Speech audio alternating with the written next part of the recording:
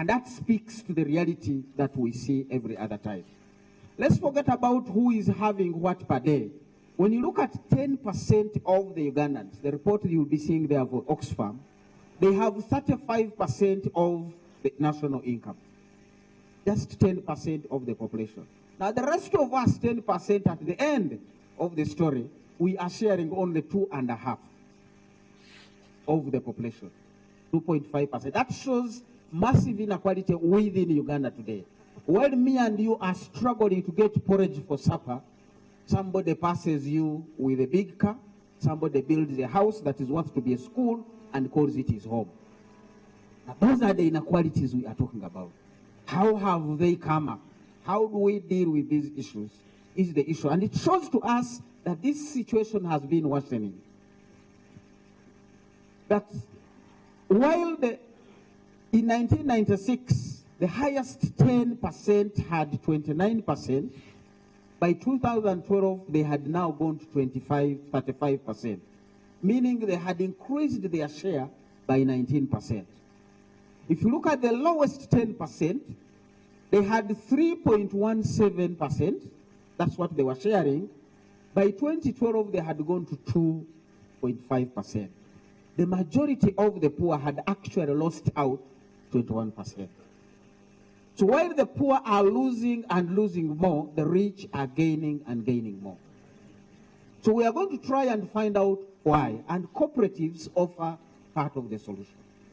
Because now we are operating no longer as migratory birds, as the migratory animals, as our ancestors used to move, where you find something good, you call your friends and share it. Where there is something bad, you tell them not to go there. Now we have been isolated.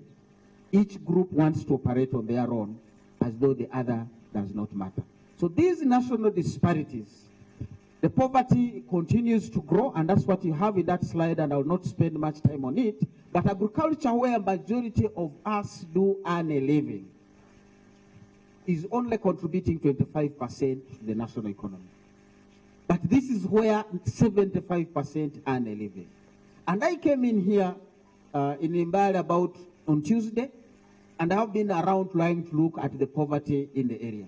I just went out here a short distance, 3 kilometers out of the center of town. The poverty that I found there, the people who told me they are having 1 meal a day, the children whom I found sitting under a tree in the municipality, sitting under a tree and studying. And P5 and P6 were combined in one class.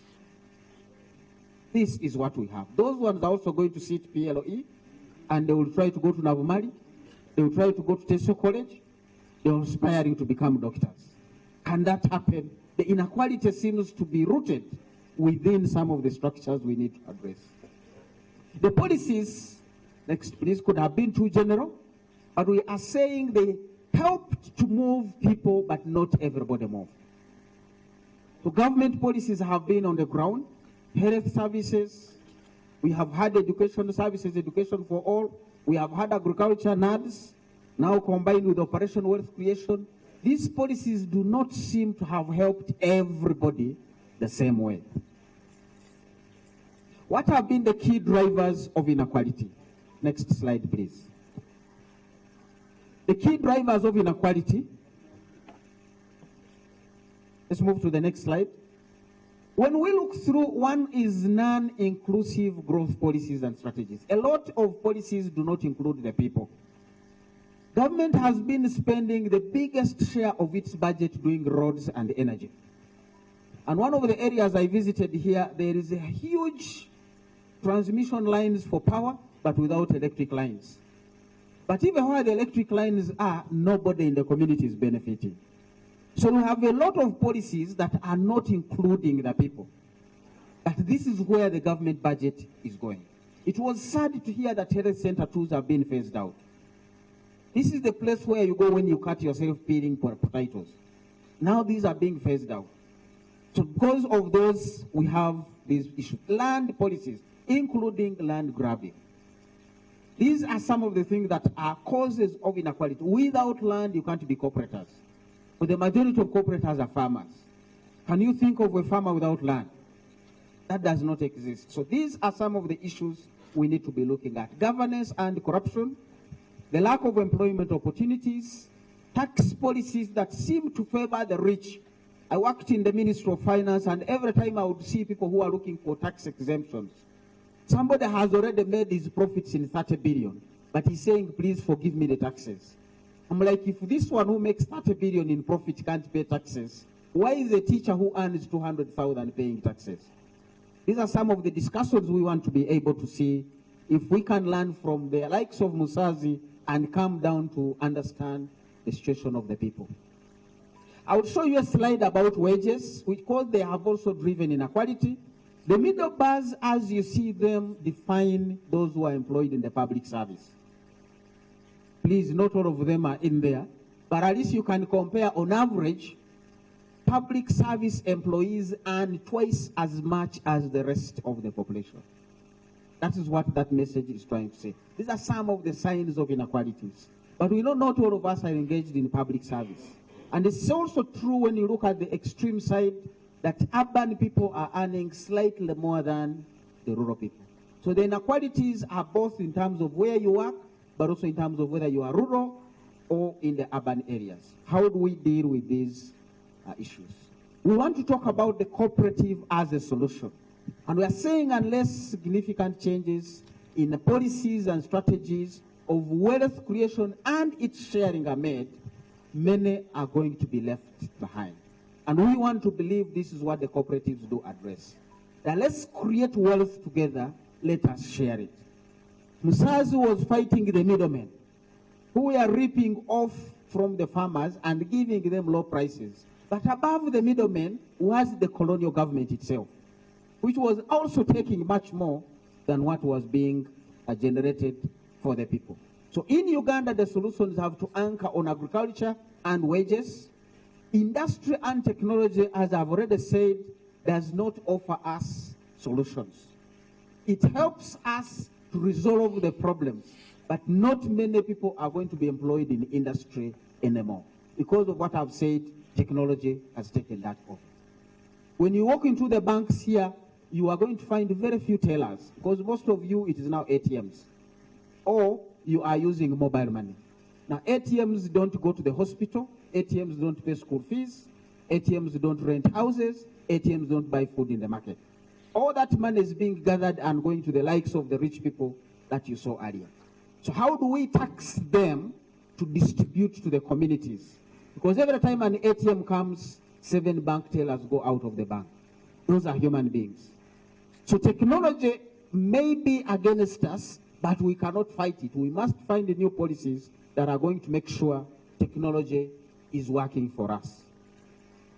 I'll show you the slide there. The green line you see on top, and that's my interest, is the contribution of agriculture to the economy. And we are beginning all the way back in 1960. Those days we still had Musazi fighting against injustice. And you can see agriculture used to make the biggest contribution to the economy, and that is where the majority of the people were, meaning that the majority of the people were part and parcel of the economy. And you can see it even went higher during the hard times of Idi Amin. But the moment we began to rethink in the 1980s, a lot of cooperatives were ripped off of their properties and societies. It goes to us when we liberalized in the 1990s. Now the contribution of agriculture has completely gone down. But that is where majority of the people are. You cannot talk about cooperatives, next please, without talking about Musazi. He was the father of most of this. When you look through among Ugandans, hardly does anyone compare with the role and values of IK Musazzi. Well, we've been told when he was born, but the most important thing was his ideals. Many of us are yet to understand, leave alone to utilize them. 60, 70 years later, we hardly are able to comprehend his views and his ideals. We have already been told he has been arrested 37 times, I think. Honorable Nana Ramafabi's friends compare with that, but poorly. I don't think anybody has been arrested to those levels. Maybe they have not been taking statistics. But that was the man, and this was not for his personal cause. This was for the cause of the people he was fighting for. Remember, being a lecturer in Makerere, he had the comfort of not even enjoying tear gas.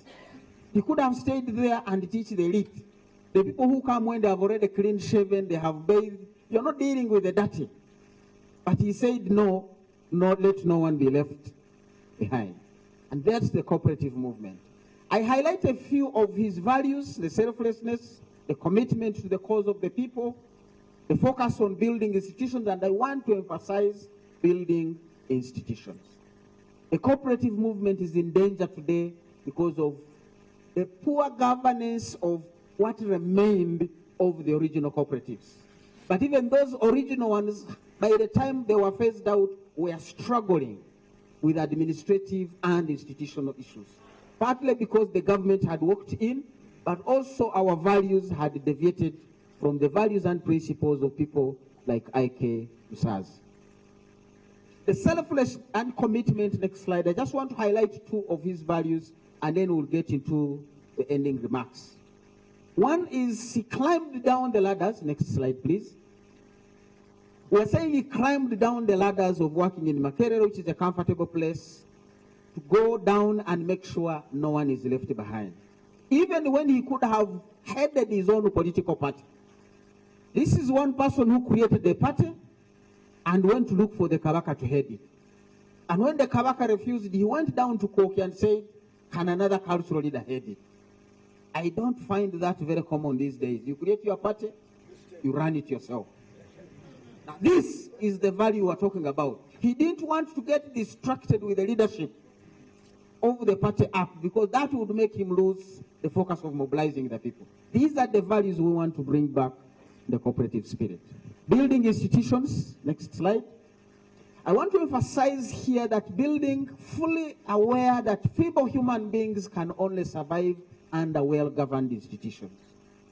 I always tell people, if we were to share the road by the size of the mighty, border borders would not be on the road anymore, not even bicycles.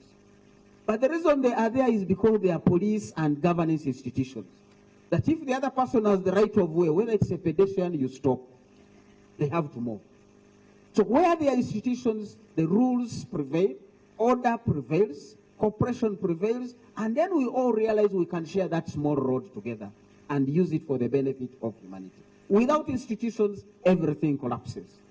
So we need to get back to those values he had to build strong governance and administrative structures of the cooperatives. And he used to think across the borders. When he went back to the British people, he talked to the parliament and won support there for Uganda. You would have imagined he should never have been speaking to the British, who were our colonizers here. But Musazi ruled beyond individuals. His party was one of the few parties which had offices outside Uganda. We know he had an office in Cairo that was headed by Karekezi, the father of Kaihura. So these are values. He was not just a Ugandan nationalist, but he was looking beyond, and these are the lessons we want to get to. Let's relate this discussion to the present. What do we see today? Again, we have limited empowerment of the citizens. With those poverty that I've shown you, the government policies, good as they have been, have not empowered the people to take charge of their lives. Because you still see many who are poor. 12 million living in absolute poverty. You don't see the resilience against risk and vulnerabilities. Governments exist, government policies exist to help people become resilient. Resilience means even when the rain comes, you can walk on it and reach home and you don't fall sick. Now, when I hear our economy has struggled, our people have struggled because of just 1 year of drought, that does not speak to resilience. That's what we are saying, that we have not been able to pick up that. We still have unfair economic policies and structures that govern both the production and the trade. You have production and some people are not part of the production process. Either they are paid poorly, we don't have very strong unions to work for the people. Even the unions we have are in just a few areas. There are quite many Ugandans who have nobody to voice out for them. The other day we saw in the papers, askaris who had not been paid for 3 years. There was nobody to fight for them. Yet we have ministries of labor. We have ourselves to operate. If these people were in a cooperative, I don't think that would have gone on for even a single month. So we are saying cooperatives do offer us an answer, and we can learn from IK Musazzi's time. Next, please.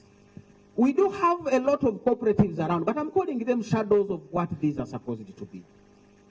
Their structures, their institutions are mainly serving a few individuals. And even as we struggle to revive the cooperative spirit, we need to make sure that we are serving the people and not the leaders of either those cooperatives or other local political leaders. I know many of us have called circles cooperatives, but they have their own challenges. Farmers groups, they have their own challenges. Quite often, people form them for purposes of getting money out of government, and once they get it, they disappear. And we have seen these things happen, including times when the president went to Mulago to give money to a circle, and the people you were supposed to give money say, the leaders you are standing with there, we don't know them. And yet these were the people receiving money on behalf of the others. Now, these are all the issues we need to be dealing with as we move forward to form these cooperatives. What is the evidence on the outcomes? It casts doubt on our policies. One, we have had NADs for almost now 20 years, joined by Operation Wealth Creation, health programs, regional integration programs, cooperation. So many things are yet to deliver the population. The population I meet, the population, the numbers reflecting the Oxfam report about inequality, about poverty, do not seem to have benefited from these programs. Seemingly universal and people-oriented, the evidence doesn't show that people have benefited from these programs. So those are the things anchoring inequality. Agricultural programs, education, land and health. The fiscal policies biased against the poor, as I've said, the rich are able to negotiate and not pay the taxes. Yet the design and talking of these institutions and these policies speak of favoring the poor. The evidence when we do research, when we do reviews, we do not seem to see the poor have benefited. But some of these policies, we are borrowing a lot of money to invest in infrastructure, which, as I've said, may or may not be benefiting the poor. But who is actually benefiting from this government borrowing? You will be surprised that in the last 2 years, government has had to pay nearly 5 trillion shillings to those who lent it money in just 2 years alone. And these are the beneficiaries of some of these policies. When people get paid, this is interest outside the money that they invested in the system. The money is still intact, is still earning them interest. But a few individuals who are able to lend money to government, and by show of hands, I'm not very sure we have many in this room, were able to earn 5 trillion by way of interest from the lending to government. So fiscal policies need to be addressed. As I get into the last section, where and how do we go from here? Though the many policies will be required, the spirit of leave no one behind will require all of us to work in unison, like kind of what I would call a pentagon, which is a 5-sided figure closed in, with each side representing different policies, but all of it being looked at together as one. And I want to believe this one thing should be a cooperative movement, a cooperative spirit, where we work together to protect our schools, we work together to enhance our health, we work together to protect our family, we work together to protect our security. So whatever the side you want to look at it, a cooperative stands strong as a vehicle that we need to be getting back to. So the recommendations as I close, one is agriculture needs to take center stage for obvious reasons. It affects all of us. Some of us more directly than others, but everybody is going to be dependent on agriculture in Uganda. And I do believe strong cooperatives are able to overcome many of the difficulties faced by the farmers. I will even make some strong recommendations that government can consider. Actively, we need to reduce inequality and poverty by adopting policies and strategies that channel investment to smallholder agriculture.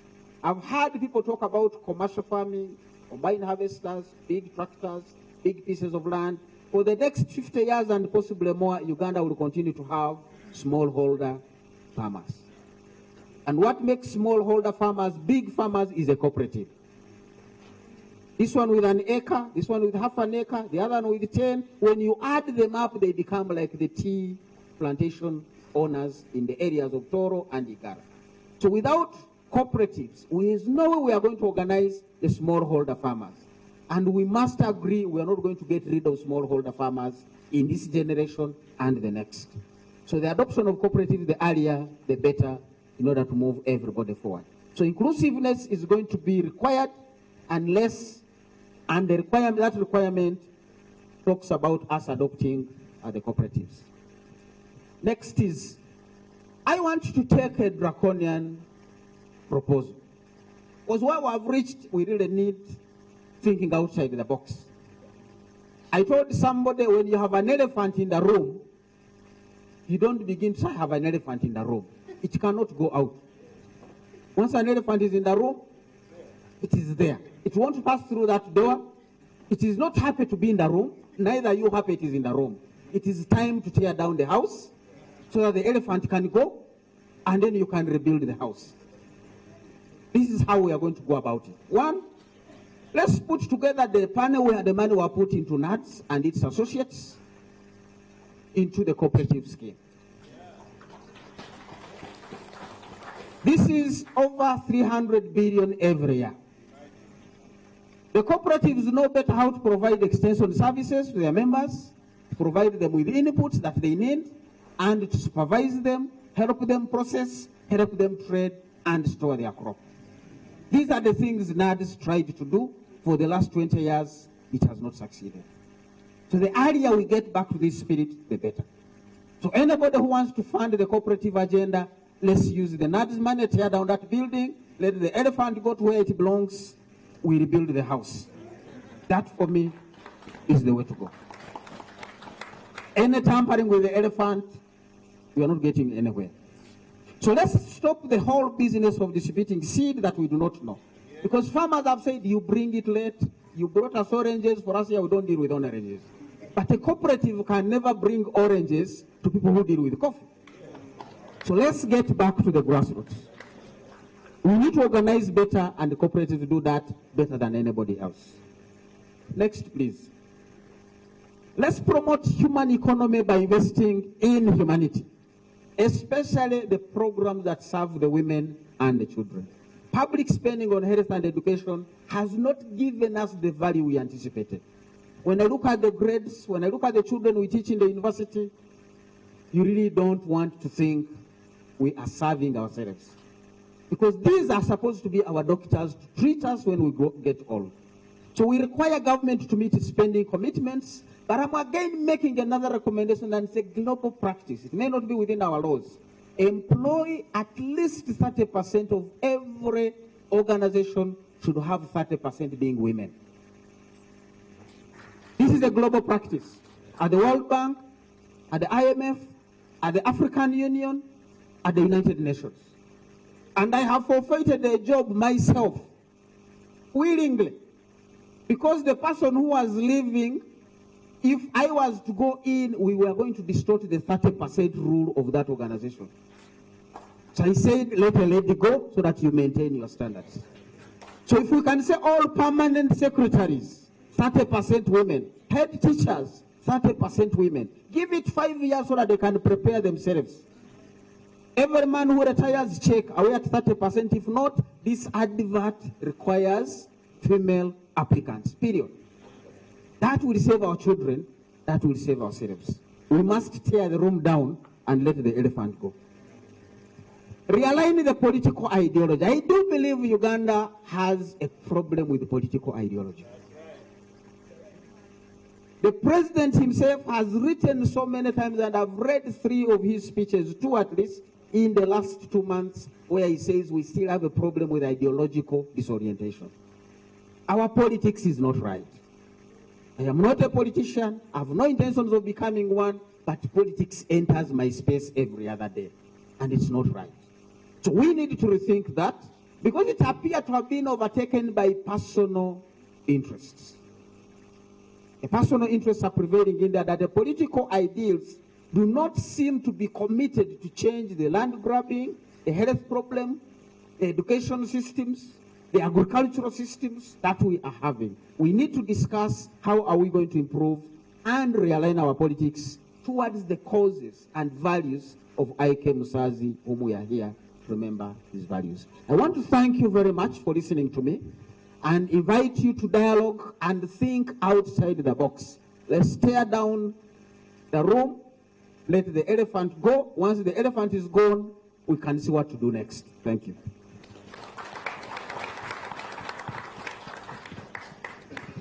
Thank you very much, Dr. Fred Muhumuza. If I were you, I know you're writing notes, but if I were you, I would clap even harder. Thank you very much. We are at the St. Austin Student Center in Mbale Town, and this is the Ignatius Musazi Memorial Lecture.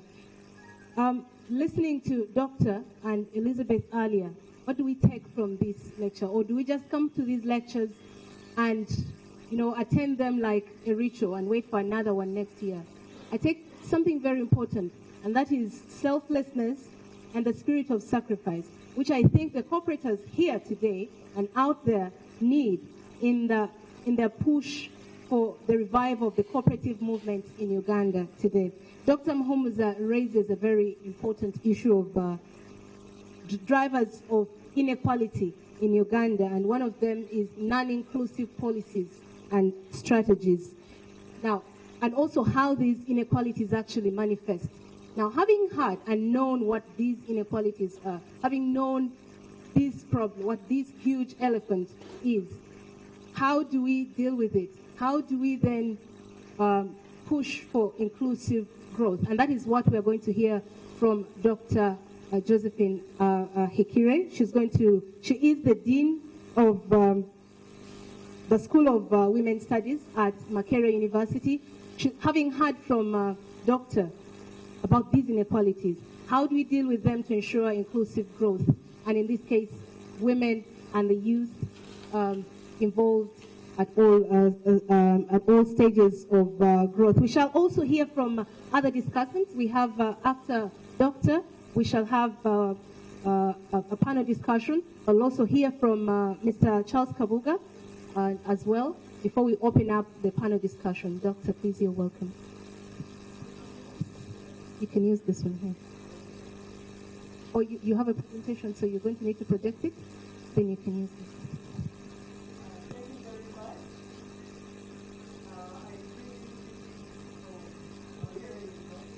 It doesn't seem to be working. Where we are looking at a new leadership, and I'm one of the new deputy principals. I deserve a clap. I'm so glad to be here. Let me say why I'm glad to be here. One, we are not talking about our government at Uyambe. We are not here in a posh hotel paying very high bills for poor quality, but we are in a social center. We are not here to kulembeka, but we are here to have a conversation on how to get out of this, what you would call quagmire. I think Dr. Muhumuza has given us a very good analogy, the elephant. You cannot achieve change by doing the same thing all the time without results.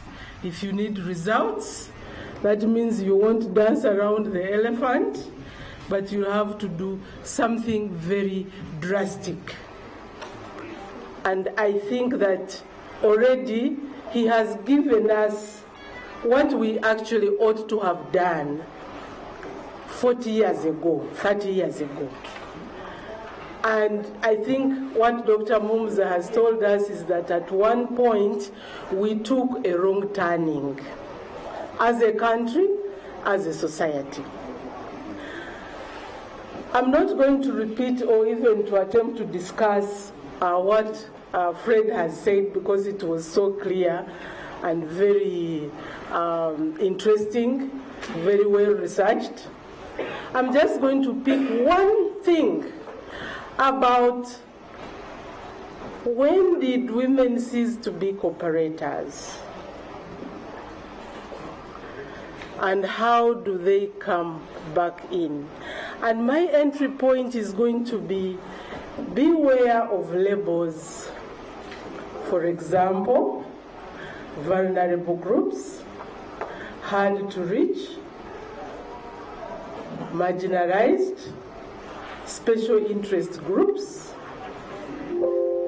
These are words that we use these days every day. And I'm going to say actually that women have never been vulnerable. Are you vulnerable? No. Once somebody is described, is labeled as vulnerable, he or she is going to require special attention. But that attention will remove him or her from the mainstream development, from the mainstream policy decision making. I equate this to a special dance. Those who have weddings, that's why I like Kadod, everybody dances. But in some weddings, there is a main dance, and then there is a side dance. The language of vulnerable, women as vulnerable, takes them to the side dance. And we need to fight that and to say, women are not vulnerable, they are just treated unfairly in the unjust society. So it is part of the inequality equation. They are not vulnerable. That is why also I sometimes feel uncomfortable when we say women and children.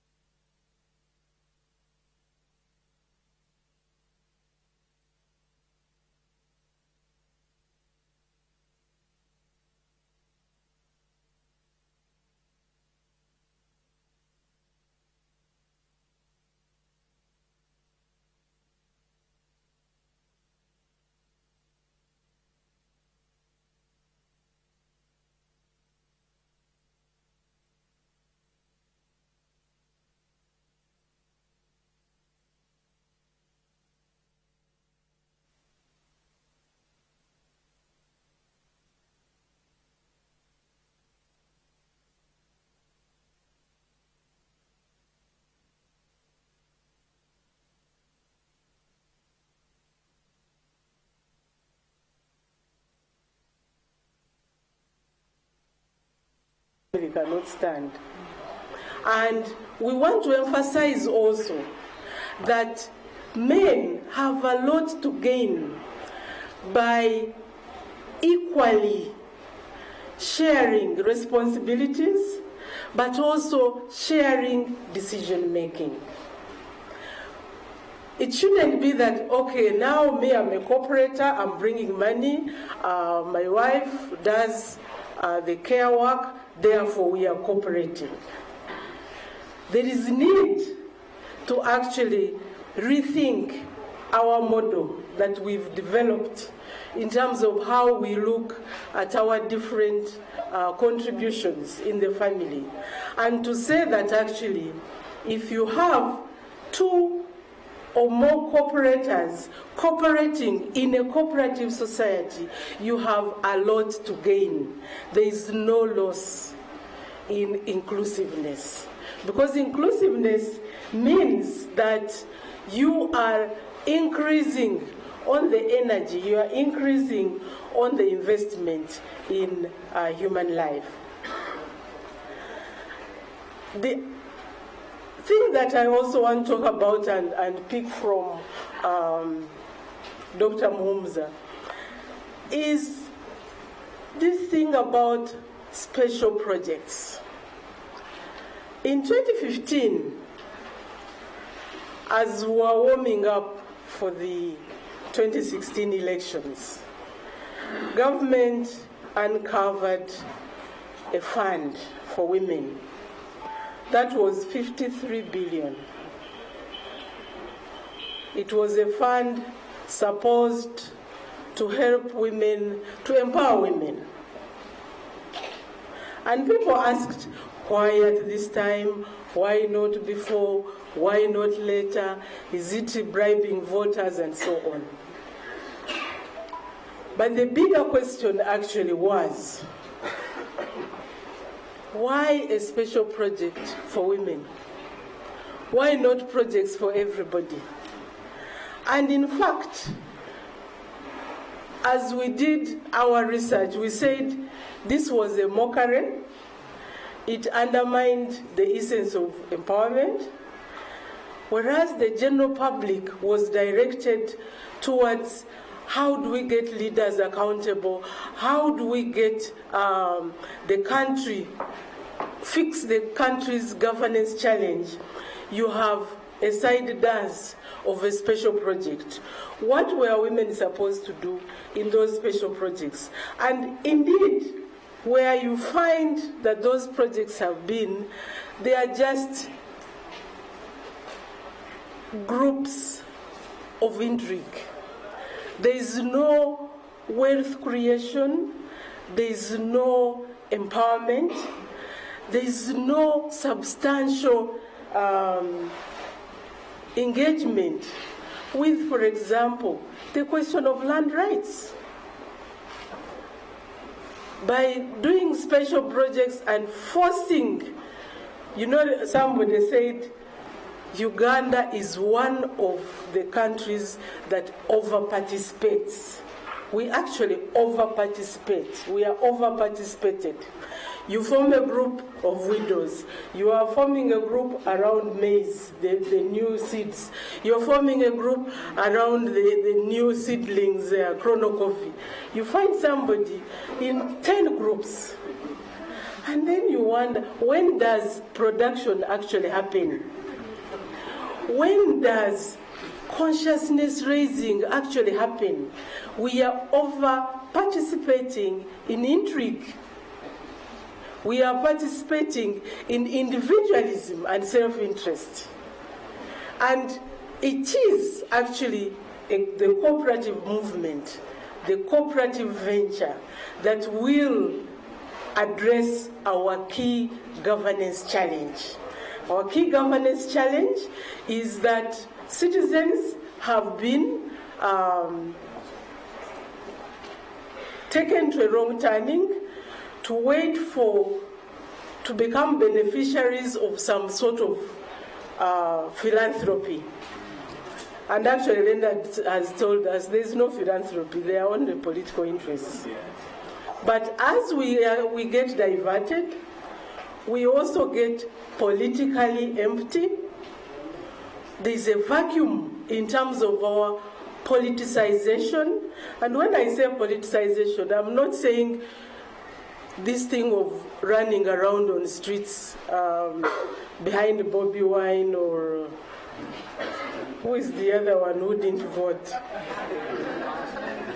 And now that we are diverted, we are not able to ask the key questions. And because we are diverted, we are able to accept a matchbox as a buy for your vote, for your right.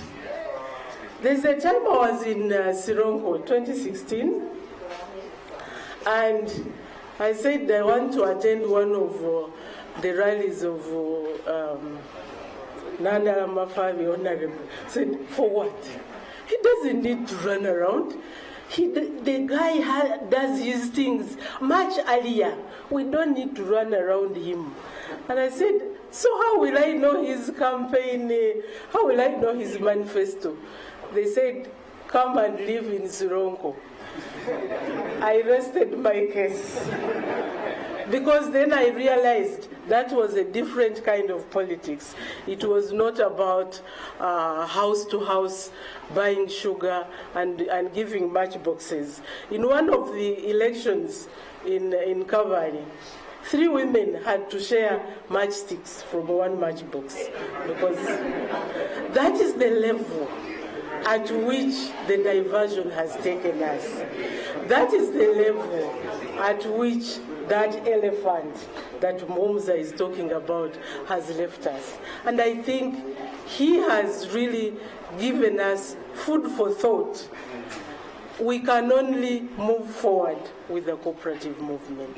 Thank you very much, the organizers.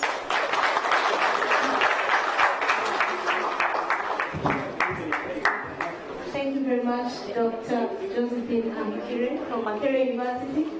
And for the record, Dr. Musazi, we are ready. We are ready. We've been ready for the last so many years. The women here will agree with me. Just show us where the kids and those girls are waiting. We are ready. We don't need 5 more years. Or don't you agree with me, the women in this room? Okay. We are live on NTV, and this is the IK Musazzi Memorial Lecture, and it is one of the events to actually mark the Cooperative Week. The Cooperative Day will be marked tomorrow, and this is one of the events that actually climax the week. And this, you can share, you can get this conversation going online. Our hashtag is CoopWeek 2017, so you can get that going. And we are at the St. Austin Student Center here in Bale Town. We're going to hear from Mr. Charles Kabuga. He is an independent professional accountant. We have so many accountants in this room. And okay, there's one that you won't dispute. He is a senior cooperator. Do you dispute that? Head of the cooperative clan. He is the head of the cooperative clan. So let's hear from him. Having heard from the previous speakers, how do we then take these issues, these ideas, these suggestions forward into the dreams of the cooperative movement here today, the dreams and realities of the cooperative movement in Uganda. You're welcome, Mr. Kabuga. Thank you. I think this mic is a problem. You can use this one.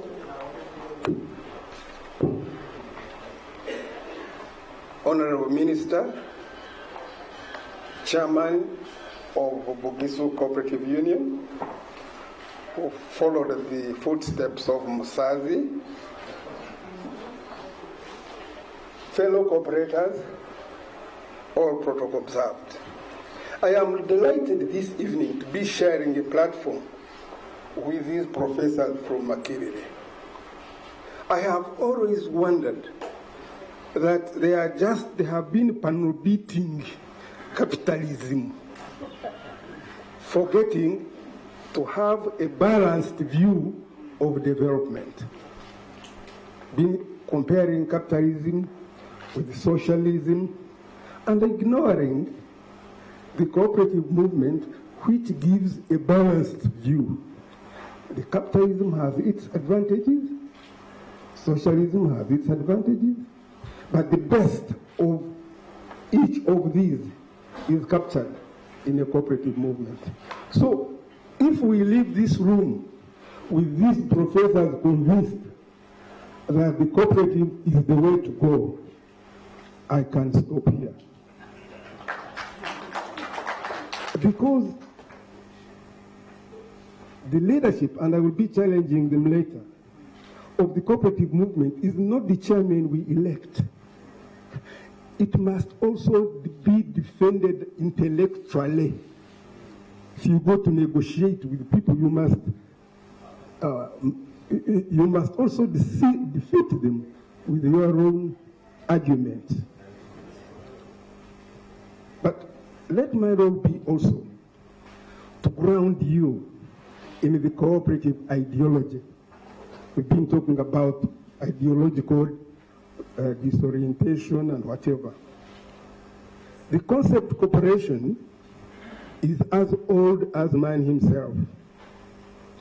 There is something universal in the concept that responds to human needs everywhere. As such, there is no single taproot from which all kinds of cooperatives emerged. According to the International Cooperative Alliance, cooperatives, quote, can be found in nearly every country, among all kinds of people, under all kinds of governments, and within every kind of economy. Cooperatives have prospered amid all divisions that plague human family, race, religion, politics, culture. Cooperation is without doubt a universal truth rather than a social construct. Little wonder, therefore, that the concept has withstood the test of time. This capitalism will disappear, but the cooperative will remain, because if it has to go with the people. So traditional cooperation was a way, as Dr. Musazi has said, of banding together to survive against nature. These lions, these whatever. So alone, these lions, whom Asima showed us, would tear you down. But as a cooperative, as a group, you can handle them. However, the development of technology gave man the confidence that he can go it alone. With a gun, you don't need to carry all those men Asima was showing us. You just shoot those animals. But what happens after you have done that? When man succeeded in a bit independently handling these problems, other problems set in.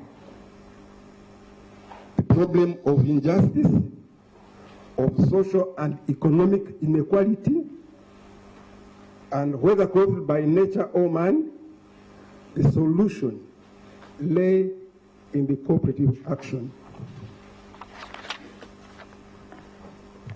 Now, the above narrative underlines the fact that though man has an instinct of being an individual, he also possesses an innate desire to share and cooperate.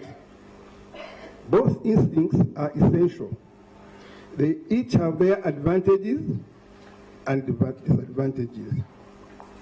For example, on the one hand, being an individual carries with it innate urges of ambition, self-interest, competitive spirit, etc., etc.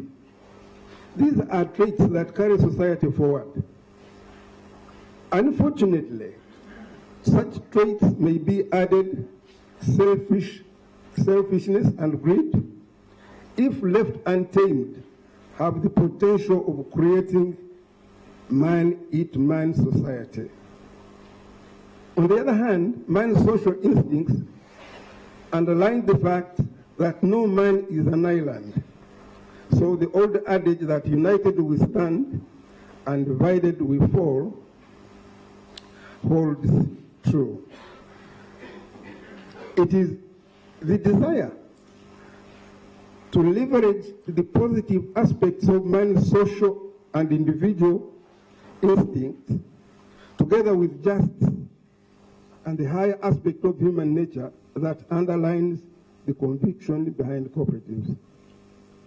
I will not define a cooperative because Asinge did it very well. But I will just talk about the cooperative principles. There are 7, and these are the ones that constitute the cooperative ideology. They are written everywhere, so we should be familiar with them, because they are the underlying doctrines and tenets that distinguish cooperatives from other types of business organization. And the voluntary and open membership principle is actually an invitation and encouragement to a community